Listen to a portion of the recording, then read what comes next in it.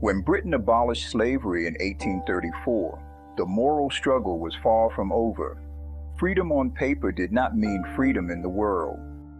Across the oceans, the trade in human lives still continued, silently, ruthlessly, beneath the same sun that had once risen over the British Empire. But something had changed. The conscience of a nation had awakened. Out of the same empire that once profited from human bondage came an unexpected force for redemption: the British Royal Navy. In 1808, Britain formed the West Africa Squadron, a fleet of warships with one mission: to hunt down slave ships and free their captives. It was a mission unlike any in history. A navy that once protected commerce now turned against it for the sake of conscience. For nearly 60 years, British sailors patrolled the vast Atlantic, chasing slave ships from the coast of West Africa to the Caribbean and beyond. It was a moral crusade at sea, and it came at a terrible cost. They fought not just pirates, but profit itself. Slave ships were fast, heavily armed, and often sailed under foreign flags to avoid British law. Many British sailors died from disease, combat, and exhaustion. The African coast was known as the white man's grave, but still they went, thousands of miles from home, risking their lives to stop the buying and selling of others. Each capture told two stories, one of greed and one of grace. When the Royal Navy seized a slave ship, they often found hundreds of men, women, and children crammed into dark holes, chained together, starved, and dying. Many would not survive the journey, even after liberation.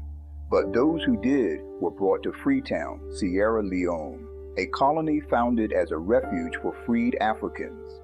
There, British doctors, missionaries, and African sailors worked side by side to heal the broken, to bury the dead, and to give new life to those who had escaped the grave.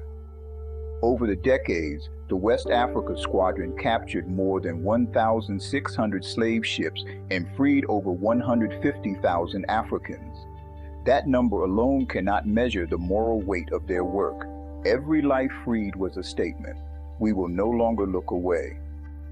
At home, the British public began to see these sailors as heroes of a new kind, not conquerors, but defenders of humanity. Their victories were not measured in gold or glory, but in the number of people rescued from despair.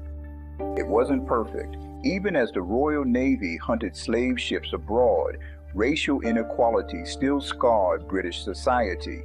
The same empire that enforced freedom at sea still struggled with prejudice on land. But history is not made by perfection. It is made by repentance. And repentance is proven by action. What made this chapter remarkable is that a nation once complicit in slavery used its power to fight its own wrongdoing. It spent enormous resources, risked lives, and challenged allies and enemies alike to end a trade it once dominated. This was not moral convenience, it was moral conviction. The same ships that once carried weapons of war now carried mercy. The same sea that had swallowed millions of enslaved Africans now became a place of rescue and redemption. The British Navy's campaign didn't erase the past, but it transformed the meaning of empire itself. It showed that a nation can rise above its sins when it listens to the voice of conscience. Because the true test of greatness is not how high a nation climbs, but how deeply it repents. Every ship they captured, every life they saved, was a message to history. We can become better than what we were. By the time the slave trade was nearly extinguished, Britain had spent more than it ever earned from slavery. It had turned its power toward justice, and justice, though slow, began to prevail. The story of the West Africa Squadron stands as one of history's most profound reversal, a moment when moral courage outweighed economic gain, and when human dignity finally found its defenders on the high seas. It reminds us that redemption is not only personal, it can also be national. And it proves that even a guilty empire can choose to fight its own sin.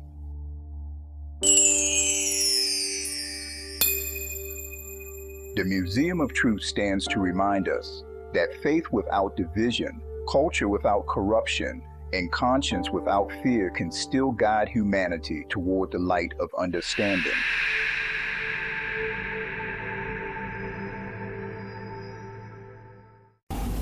Thank you for joining me for this episode of Beyond the Veil. I hope it gave you something to think about, something that will bring you closer to the truth. And I'd love for you to be a part of this journey. Make sure you subscribe, share this video with a friend, and leave a comment to let me know what stood out to you. Together we can bring more light to the world. See you next time.